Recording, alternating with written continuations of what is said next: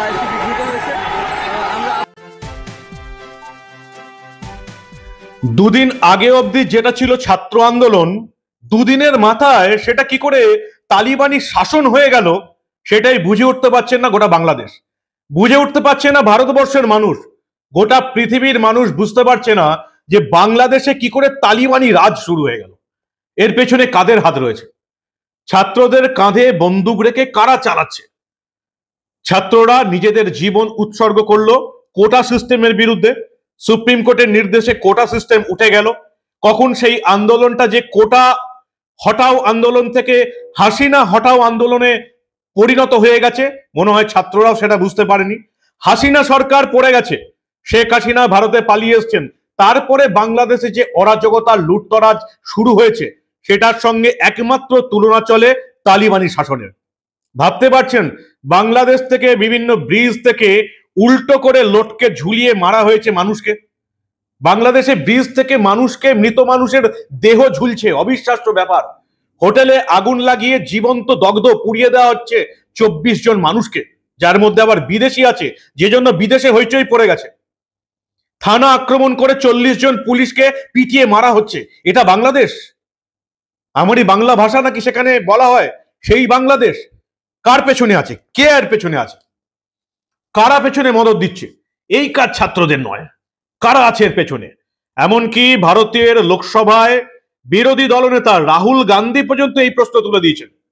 তিনি প্রশ্ন করেছেন ভারতের বিদেশ মন্ত্রী এস জয়শঙ্কর, নিরাপত্তা উপদেষ্টা অজিত দোভাল এবং ভারত সরকারের কাছে, যে বাংলাদেশের এই তালিবানি শাসনের পেছনে কারা আছে? নিশ্চয়ই কোনো বিদেশি শক্তি আছে, প্রশ্ন করেছেন রাহুল গান্ধী। অবিশ্বাস্য ব্যাপার, কারা রয়েছে এর পেছনে? কি অবস্থা এখন, কি চলছে? তালিবানি রাজ শুরু হয়েছে। সব ভিডিও দেখালে না আপনারা শিউরে উঠতেন। যদিও সোশ্যাল মিডিয়ায় এই প্রতিবেদন আটকে যাবে বলে সব ভিডিও আমি দেখাতে পারবো না। এই প্রতিবেদন শেষ অবধি শুনুন। আমি মানব, দা নিউজ বাংলায় আপনাদের স্বাগত জানাচ্ছি। এই যে আমার পেছনে ছবিটা দেখছেন, বাংলাদেশের একটি সরকারি হাসপাতাল ভাঙচুর করেছে উন্মুক্ত ছাত্ররা। শাহবাগে হাসপাতাল ভাঙচুর করছে। আর কোথায় কোথায় আক্রমণ হয়েছে?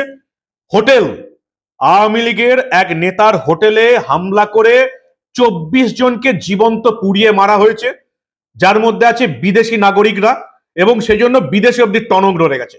ইউরোপিয়ান ইউনিয়ন খবর নিয়েছে এটা নিয়ে, যে বাংলাদেশে তালিবানি রাজ কি করে শুরু হলো।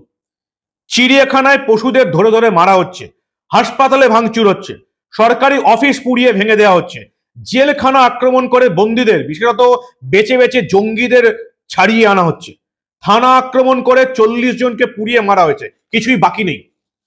বাংলাদেশের ব্রিজ থেকে ঝুলছে মৃত মানুষের শাড়ি, যেটা একমাত্র এই পৃথিবী দেখতে পেয়েছিল তালিবান শাসনে আফগানিস্তানে। বাংলাদেশের জাতির জনক বঙ্গবন্ধু মুজিবুর রহমানের মূর্তি গোটা দেশ জুড়ে ভাঙা হচ্ছে। সাধারণ মানুষ ভাঙছে, ছাত্ররা ভাঙছে, এমনকি বাংলাদেশের সেনাও ভাঙছে। আপনারা দেখেছেন শেখ হাসিনা পালিয়ে ভারতে আসার পর বাংলাদেশের সেনার তরফ থেকে সাংবাদিক সম্মেলন করা হয়েছিল, এবং সেখানে বলা হয়েছিল পরিস্থিতি নিয়ন্ত্রণে, কারফিউ তুলে নিচ্ছি, গুলি চলবে না, আজ থেকে পরিস্থিতি স্বাভাবিক। পরিস্থিতি এখন বাংলাদেশের সেনার আয়ত্তের বাইরে। নাকি বাংলাদেশের সেনা ইচ্ছা করে এই ভয়ঙ্কর তালিবানি রাজ কায়েম করতে দিচ্ছে? আমরা আজকে দেখলাম ভারতের সংসদে, লোকসভায় এই নিয়ে প্রশ্ন করলেন বিরোধী দলনেতা রাহুল গান্ধী, যে এর পেছনে কারা। বাংলাদেশ জুড়ে যে হিংসাত্মক কার্যকলাপ চলছে তার পেছনে রয়েছে জামাতের ছাত্র সংগঠন ইসলামী ছাত্র শিবির, ICS। ইসলামী ছাত্র শিবির আপাতত এই গোটা ছাত্র আন্দোলনের নেতৃত্ব দিচ্ছে। যেটা আগে ঢাকা বা অন্যান্য বিশ্ববিদ্যালয়গুলোর ছাত্রছাত্রীরা নেতৃত্ব দিচ্ছিল, সেই আন্দোলন এখন হাতের মুঠোয় চলে গেছে জামাতি ছাত্র সংগঠন ইসলামী ছাত্র শিবিরের।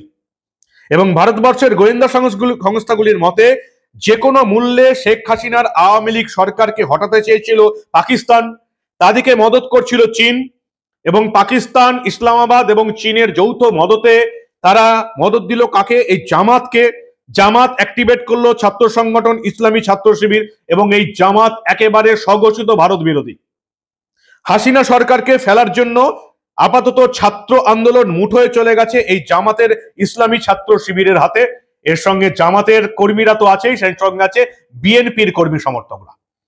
বেছে বেছে শুধু আওয়ামী লীগের কর্মী সমর্থক নেতা নেত্রীকে টার্গেট করা হচ্ছে। আর কাকে টার্গেট করা হচ্ছে? একেবারে ওই দেশের সংখ্যালঘু হিন্দুদের টার্গেট করা হচ্ছে, মারা হচ্ছে, বাড়ি পুড়িয়ে দেওয়া হচ্ছে, মন্দির আক্রমণ করা হচ্ছে। কে বলছেন? ভারতের বিদেশ মন্ত্রী এস জয়শঙ্কর বলছেন একেবারে সংসদে দাঁড়িয়ে।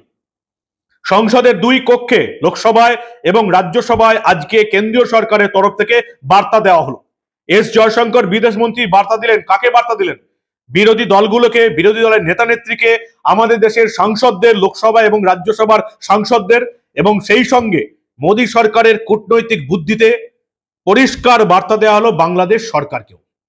বাংলাদেশ সরকার যেটা এখন গড়তে চলেছে, ইন্টারিম গভর্নমেন্ট, অন্তর্বর্তীকালীন সরকার, এবং বাংলাদেশের সেনাকেও কিন্তু প্রচ্ছন্ন বার্তা দিলেন এস জয়শঙ্কর। কি বার্তা দিলেন শুনুন আপনারা আরেকবার। The agitation at this stage coalesced around a one-point agenda, that is that the Prime Minister, Sheikh Hasina, should step down. On 4th August, events took a very serious turn. Attacks on the police, including police stations and government installations, intensified even as overall levels of violence greatly escalated. Properties of individuals associated with the regime were torched across the country. What was particularly worrying was that minorities, their businesses and temples also came under attack at multiple locations. The full extent of this is still not clear. Actually Sheikh Hasina দু নৌকোয় পা দিয়ে চলার চেষ্টা করছিলেন। তিনি চাইছেন চীনের সঙ্গেও সম্পর্ক রাখতে, ভারতের সঙ্গেও ভালো সম্পর্ক রাখতে, কারণ ভারত বরাবর তার আশ্রয়দাতা। বাংলাদেশ থেকে পদত্যাগী প্রধানমন্ত্রী পালিয়ে গেলেন। এই বিশ্বে 57টা ইসলামিক কান্ট্রি আছে, 57টা ইসলামিক দেশে কোথাও আশ্রয় চাইলেন না, কোথাও এলেন না শেখ হাসিনা। কোথায় এলেন? এই ভারতবর্ষে। অথচ আমাদের এই দেশের অনেক বুদ্ধিজীবী বলে থাকেন ভারতে নাকি আর থাকা যায় না। 57টা ইসলামিক দেশে আশ্রয় চাইলেন না বাংলাদেশের প্রাক্তন প্রধানমন্ত্রী শেখ হাসিনা। তিনি ভারতেই আশ্রয় চাইলেন। এই মুহূর্তে ভারতেই সেনাবাহিনীর সেফ হাউসে তিনি আছেন। কেন হাসিনাকে গদিচ্যুত করতে চেয়েছিল চীন?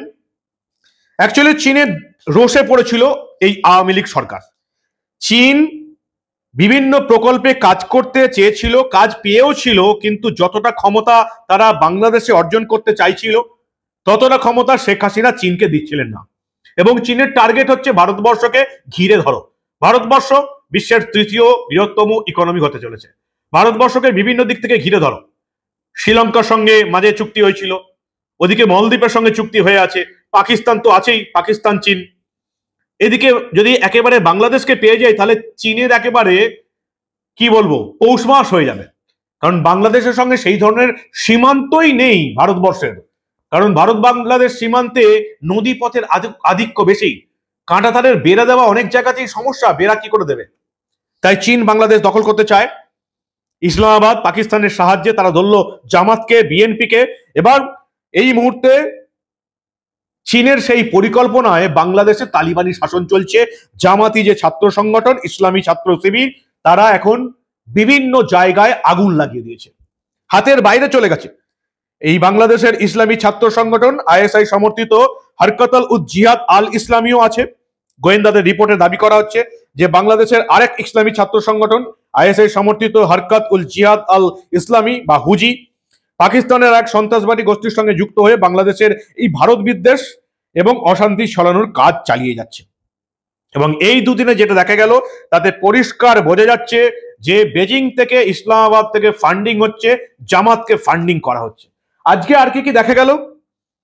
পরিষ্কার আজকে দেখা গেল রাহুল গান্ধী প্রশ্ন তুললেন, যেটা বারবার আমি বলছি যে এই অশান্তির পেছনে বহিরাগত শক্তির হাত আছে। কে বললেন? রাহুল গান্ধী। সংসদে এলেন জাতীয় নিরাপত্তা উপদেষ্টা অজিত দোভাল, তিনি অনেকের সঙ্গে কথা বললেন। বাংলাদেশের অশান্তির আঁচ চলে গেল মার্কিন মুলুকে, সেখানে বাংলাদেশের দূতাবাসে হামলা হলো, বঙ্গবন্ধুর ছবি খুলে ফেলা হলো। গতকাল রাতে শেরপুর জেলে হামলা চালিয়ে 518 জন বন্দীকে নিয়ে পালালো উন্মুক্ত জনতা। সেনাবাহিনী চেয়ে বসে দেখলো, এবং তার মধ্যে আছে বাংলাদেশে নিষিদ্ধ জামাতুল মুজাহিদিন এবং আনসারুল বাংলার 20 জন ভয়ঙ্কর জঙ্গি। এরা আবার ভারত বিদ্বেষী কাজকর্ম করা হবে, এমনটাই এরা বলতে চাইছে। যশোরে আওয়ামী লীগ নেতার হোটেলে পুড়িয়ে মারা হয়েছে 24 জনকে, এদের মধ্যে বিদেশি আছে। বাংলাদেশের সবচেয়ে জনপ্রিয় প্রযোজনা সংস্থা শাপলা মিডিয়া, বাংলার এই পশ্চিমবঙ্গের যে নায়ক দেবের মুক্তি না পাওয়া বহু চর্চিত ছবি কমান্ডো ছবির সহ প্রযোজক এই সংস্থা শাপলা মিডিয়া। বাংলাদেশে খুন হলেন সেই সংস্থার কর্ণধার সেলিম খান, পিটিয়ে মারা হলো তার ছেলে শান্ত খান। সেলিম খান এবং শান্ত খানকে কেন পিটিয়ে মারা হলো? কারণ শান্ত খান বঙ্গবন্ধু মুজিবুর রহমানের যে আত্মজীবনীমূলক চলচ্চিত্র তৈরি হয়েছিল, সেখানে মুজিবুর রহমানের ভূমিকায় অভিনয় করেছিলেন এই শান্ত খান। অর্থাৎ বলা যায় বঙ্গবন্ধুর দ্বিতীয়বার খুন হলো, শান্ত খানকে আজকে পিটিয়ে মারা হলো।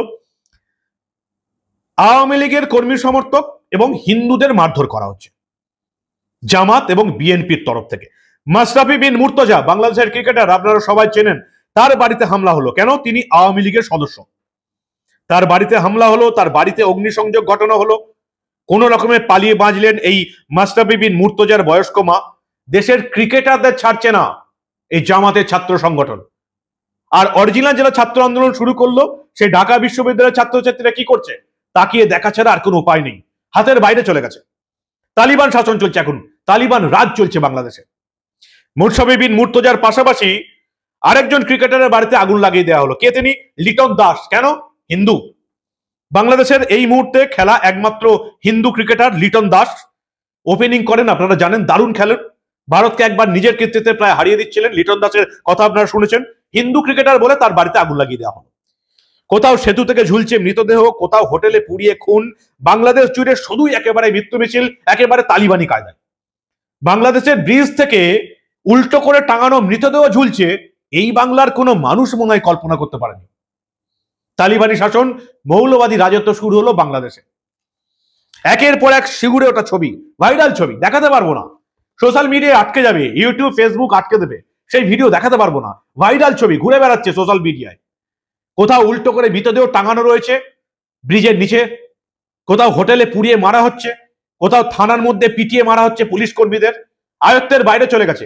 বাংলাদেশের সেনা বসে দেখছে, তারা এই তালিবানি রাজটা করতে দিচ্ছে, এই তালিবানি শাসনটা বাংলাদেশে করতে দিচ্ছে, এই মৌলবাদী রাজত্ব বাংলাদেশে করতে দিচ্ছে বাংলাদেশের সেনাবাহিনী।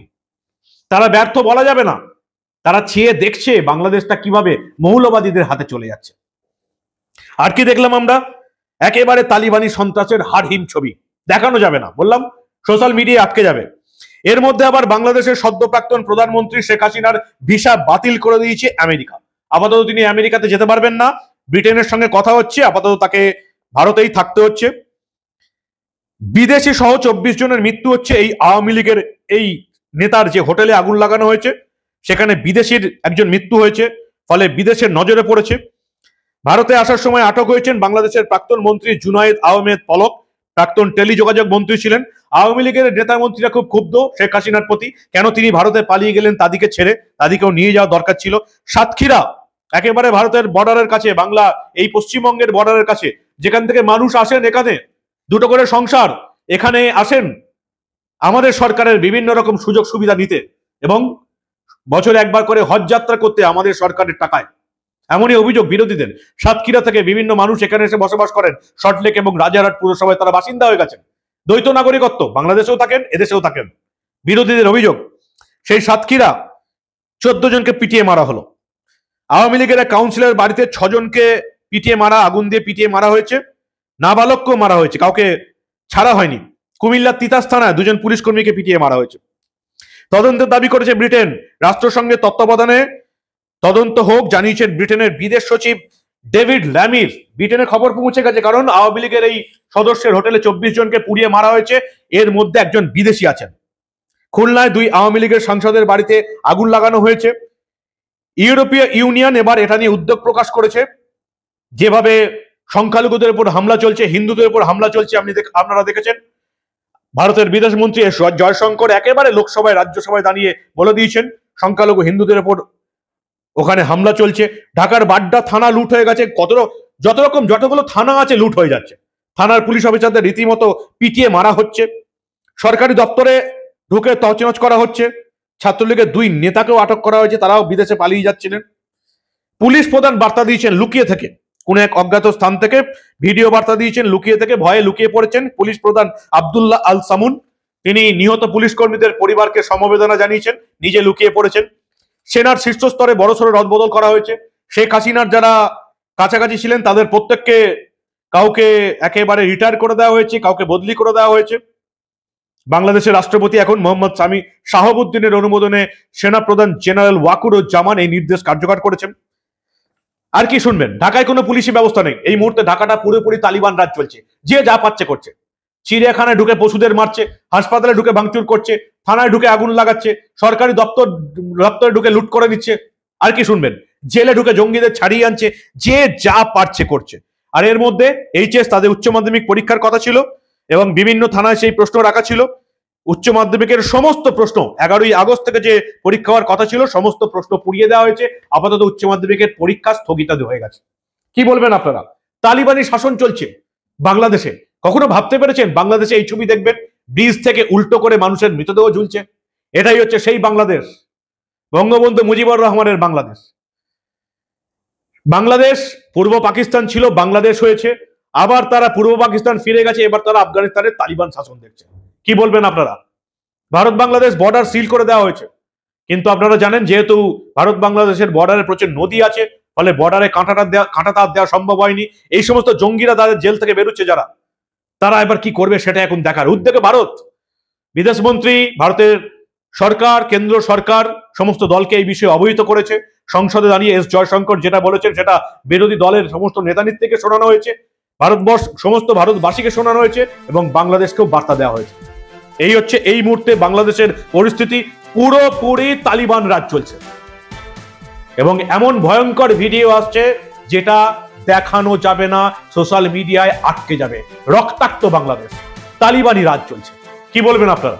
আপনাদের মূল্যবান এবং গুরুত্বপূর্ণ মতামত জানান দা নিউজ বাংলার কমেন্ট সেকশনে। আর দেখতে থাকুন দা নিউজ বাংলা। আমরা বাংলাদেশের এরকম কোনো ঘটনা চেপে রাখতে দেব না।